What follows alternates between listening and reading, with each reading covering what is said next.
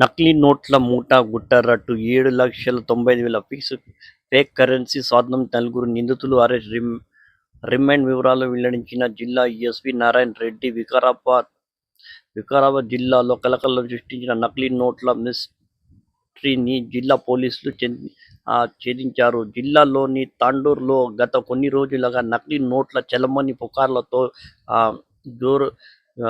జోరందుకున్నాయి. దీంతో ప్రత్యేక నిఘా ఉంచిన పోలీసుల బండాల వ్యాపారాన్ని అదుపులోకి తీసుకోవడంతో మూఠా డొంక మొత్తం కదిలింది. నలుగురిని నిందితులు అదుపులోకి తీసుకొని మూఠా సభ్యుల నుంచి 7,95,000 నగదు, computer, printer, paper ribbon, 5 mobile ఫోన్లు స్వాధీనం చేసుకున్నారు. శనివారం వికారాబాద్ జిల్లా ఎస్పీ నారాయణ రెడ్డి కేసు వివరాలు వెల్లడించారు.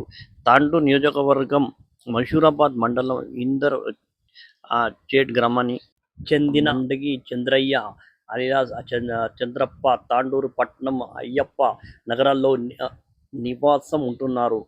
బండాలు వ్యాపారాన్ని చేసే చంద్రప్ప ఆంధ్రప్రదేశ్ రాష్ట్ర విజయనగరం జిల్లా సంకూరిపేట్కు చెందిన బ్యాంక్ ఆఫ్ బరోడా మాజీ మేనేజర్ ఇచ్చాపురం జగదీష్, కోనసీమ జిల్లాలో రామచంద్రపురం మండలం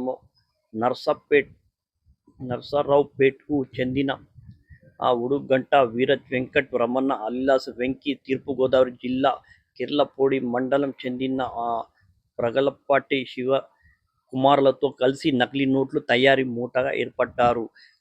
మేడ్చల్ జిల్లా మల్కాజ్గిరి జిల్లా దుండుగల్ పోలీస్ స్టేషన్ పరిధి మల్లపేటలో ఎస్ఆర్ఎస్ ఉషా భద్ర అపార్ట్మెంట్లో computer, monitor, colour printer, ribbon తదితరులు వస్తువులు నకిలీ నోట్లు తయారీ చేసి చలామణి చేస్తున్నారు. శుక్రవారం తాండూరు పట్టణంలో చంద్రయ్యను స్థానిక పోలీసులు అనుమానంతో అదుపులోకి తీసుకోగా గుట్టరట్టయింది. చంద్రయ్యతో పాటు అపార్ట్మెంట్లో 7,95,000 ఫేక్ కరెన్సీ, కంప్యూటర్ సామగ్రి, 5 సెల్ ఫోన్లు స్వాధీనం చేసుకున్నారు.